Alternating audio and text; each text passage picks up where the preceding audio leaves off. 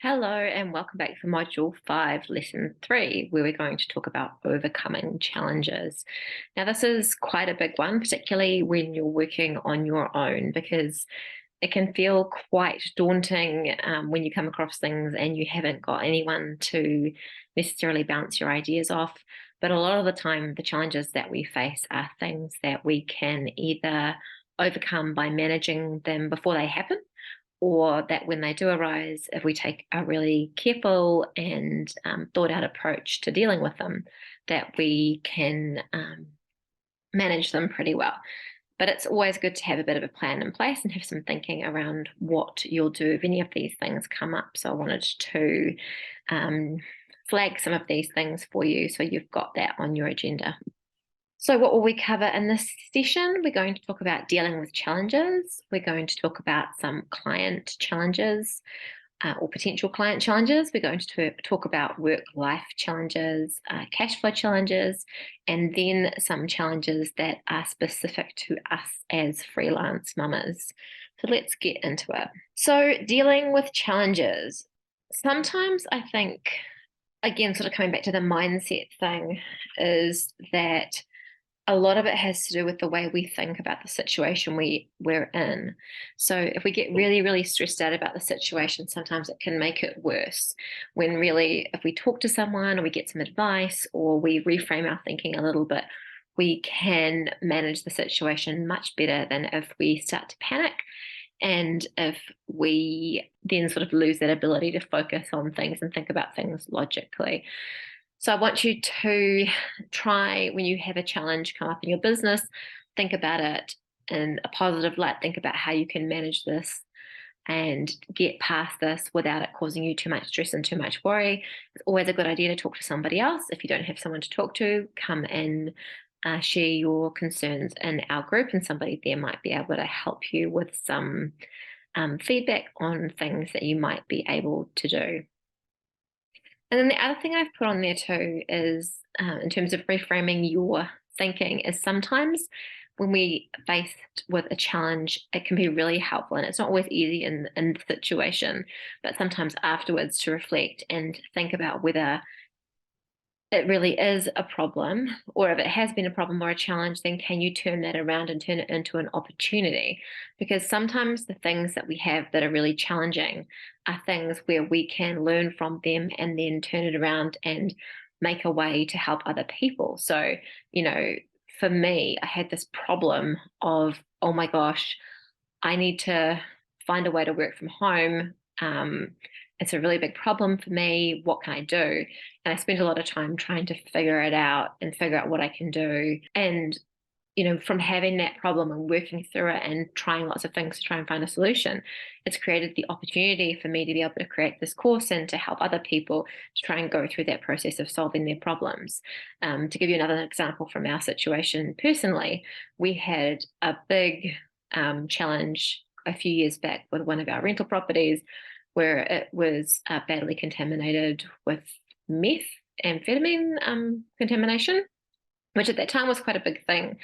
It's not such a big thing now because it's a bit more well managed, but at the time it was something that felt really horrific and really horrible to deal with. But we kind of just had to work through the process. So the thing had happened.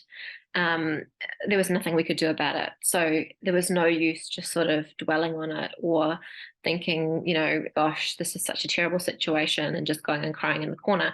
We had to put a plan in place. So we stepped through that plan. We found people who could give us advice. We found people who could help us. It wasn't always a straight line to a solution. There were various barriers along the way, but we had to just work through those step by step till we got to a solution. And then once we had a solution, what we realized was that we'd learned a lot through that process, and potentially there were other people who we could help. And we did actually think about doing a business idea around that of providing support to other landlords going through the same kinds of situations. We didn't, but you can see how in these things that start out as a problem for you could actually turn into an opportunity for you somehow through your business. So think about how you can turn those things from being problems, if not just into situations, so that it's just something you have to work through on that step-by-step basis till it's gone away, or whether it's potentially that it's something that you can turn into an opportunity for you as well. So trying to think about things at least neutral, or maybe even in a positive light when you have challenges come up. So the other thing I wanted to talk about, one of the things I wanted to talk about here were client challenges. So one of the big things I think with client challenges is making sure you avoid them as much as possible in the first place. So avoiding disputes with clients is obviously going to be a really good one. So setting really clear expectations about what you're doing and when it needs to be done by and what the cost is going to be for it. Always a good idea to get it in writing, and if possible have some sort of agreement between you. Be really clear about the payment terms. So everybody has, lots of people have different payment terms. You might want to be paid in 7 days. The company might be thinking it's payment 30th of the month following, or whatever their system is. So make sure you're clear on that, because that's going to have an impact on you and also on your client in terms of cash flow and that kind of thing. So be really clear so that disputes don't come up and that you don't end up having to try and resolve that later on down the track. You should be upfront as well about whether you want a upfront payment or a deposit. I always think it's a good idea to do that, particularly if you have a big job that you're going to have to put a lot of work in before you're going to get paid.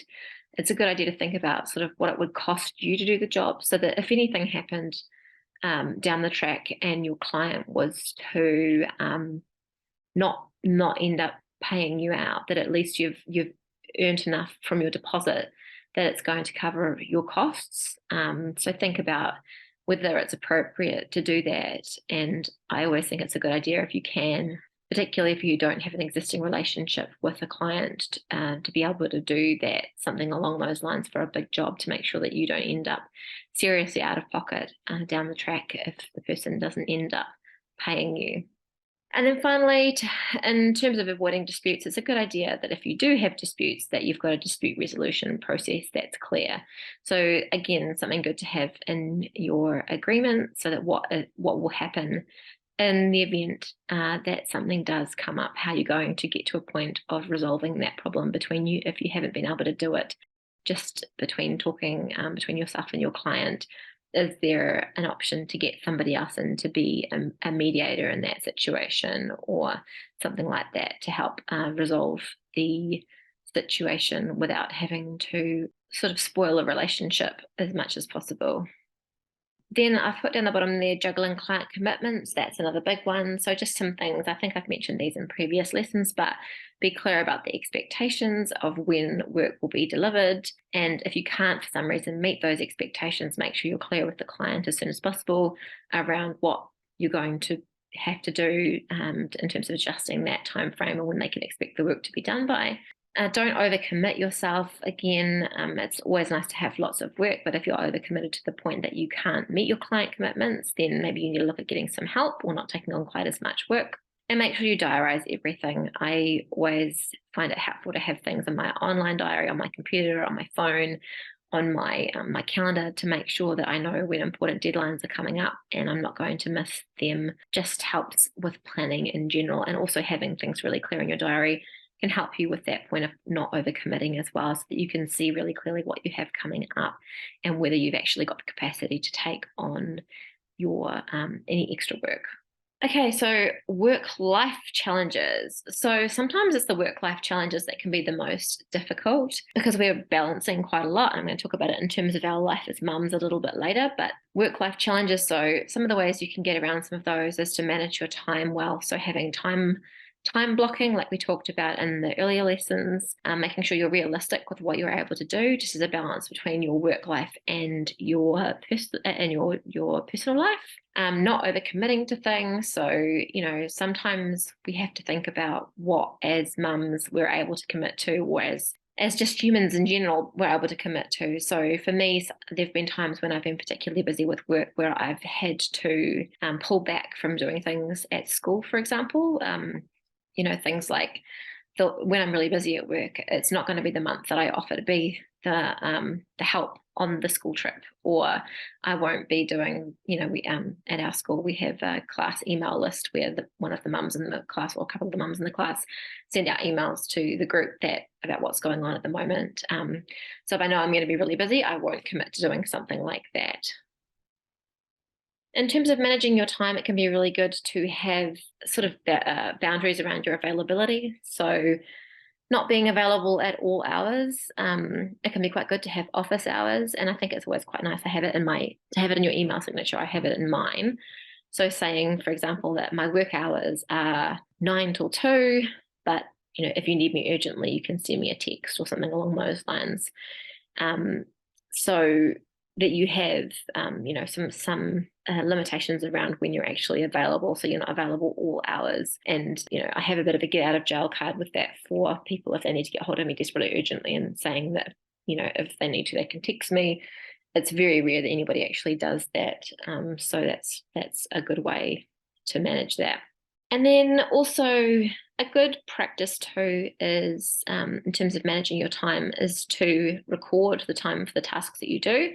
I've mentioned previously that's going to help you with your billing, of course, but also it's good for you to be able to get an idea of how long particular tasks take, particularly when you're new at doing things. So if you're writing blog posts for someone, for example, and you say, well, I'm going to write, you have, say, a set price for 1,000 word blog post, that you're going, each time you do that, you keep a record of how long it takes you, so you can see whether actually what you're charging for that 1,000 word blog post is worth your while, so that you're able to manage your time more effectively. And then if you need to, you can put your prices up, or, you can maybe decide to do 800 word blog posts because they take a little bit less time or something along those lines. So just working out the kind of balance that helps you to make sure that you're making the most of your time, but not overcommitting yourself and filling yourself so much so that you're stressed out.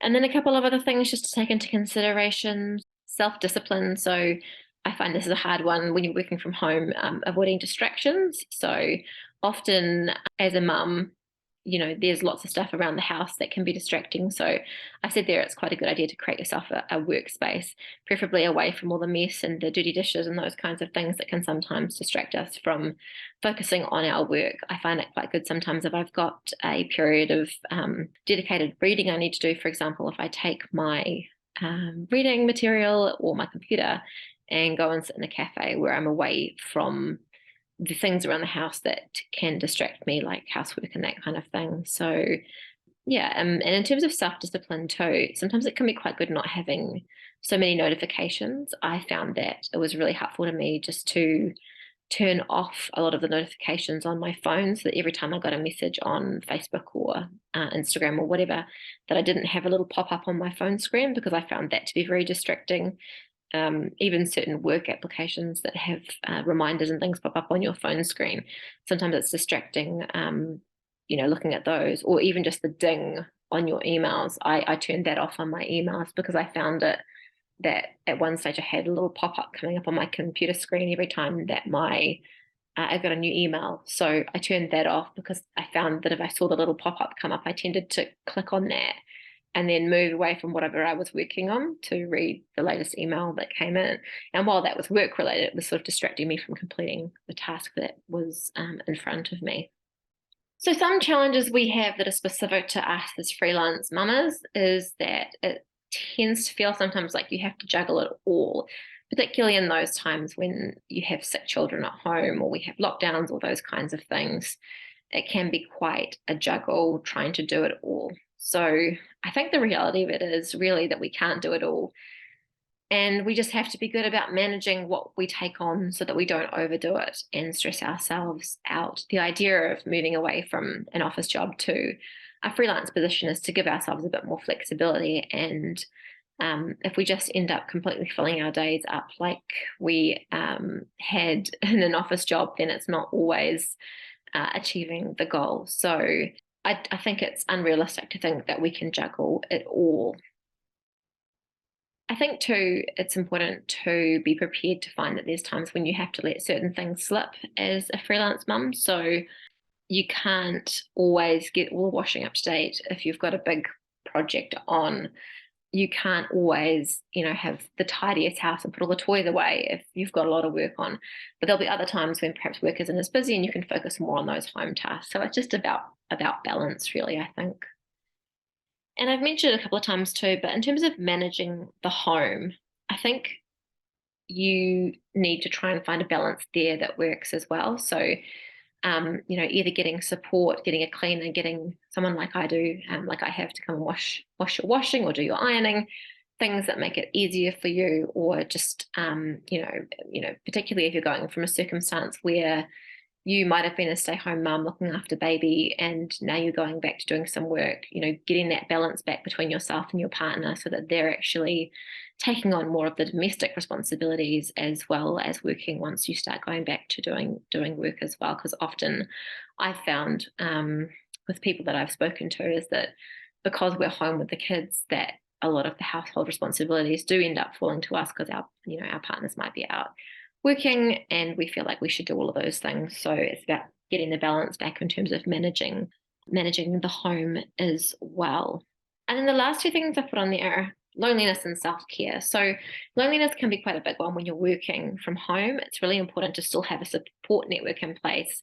You kind of don't get the water cooler conversations like you might have around the office. So if you're working from home, it's really important to make sure that you have other outlets where you can actually communicate with other people. So whether that be, networking groups, whether it be making time to catch up with friends, those kind of things, to make sure that you don't get too lonely working at home. And then your self-care, kind of obvious, but it's always so hard as a mum. I always find it we all know we have to do it, right? We see lots of things online telling us we have to look after ourselves and that self-care is so important. But it can be quite hard fitting that in with the juggle of it all. So sometimes the self-care is just making the time to catch up with a friend. Sometimes for me particularly, I find it's just going for a walk, getting some fresh air, maybe just going down to the sushi shop and picking up some sushi, rather than having a boring old sandwich at home. Like just some little things to make you feel better and give you a bit of a break in your day and reward yourself as well for all the hard work that you're doing. Okay, so cash flow challenges is another one we sort of touched upon when we talked about the pricing and that kind of thing, but just touching on it again too. So making sure you have clear payment terms so that you know when your money's going to come in and your clients know as well. Keeping on top of your workflow, so trying to make sure you've got regular work coming in to make sure that the money keeps coming in. And as I mentioned previously, it can be really good having sort of package deals or monthly arrangements, so you get regular work coming in, as that's going to help you with your regular cash flow. Cash flow challenges will be helped by having good financial planning, so thinking about your expenses and what you think you're going to have coming in, and planning for that is going to help you out and try and minimize any cash flow challenges. Being aware of any upcoming expenses so that you can provide for those, and in particular making sure you've got enough money put aside to pay your taxes and any levies that you might be responsible for, because those can be some of the big ones that come up, and you don't want to find yourself caught short when the tax person is looking for their money. The other thing too, I think that is worth noting is that it's a good idea to plan for periods when cash flow might be a bit slower. So things like the Christmas New Year period, for example, for me, I take quite a lot of time off over that period to mind to look after my children and go on holiday.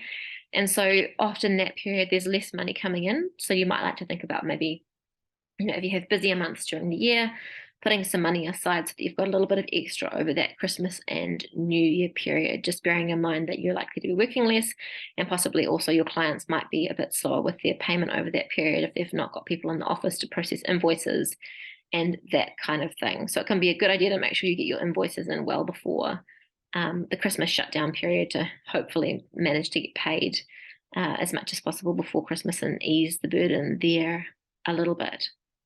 Okay, so action station. So one way to try and manage challenges is to think about what's going to happen before they come up. So if you have a bit of a plan in place for anything, then it's always much easier to understand what you will do when things go wrong. So while you're calm and you are able to think rationally, it's a good idea to sort of think about a plan. So what if a client doesn't play? What will I do? You could even think about, putting together an email sequence that you'll send, things like that, to try and get clear on how you can calmly deal with the situation before it actually comes up, rather than waiting for there to be one of the challenging situations and to then have to come up with a plan. So it's a good idea to think about the kinds of challenges that you might end up facing, and then thinking about how you might manage or overcome those challenges if they do come up in your business. So we're getting close to the end now. So we're going to move over to our last lesson in Module 5, which is all about awesome YOU.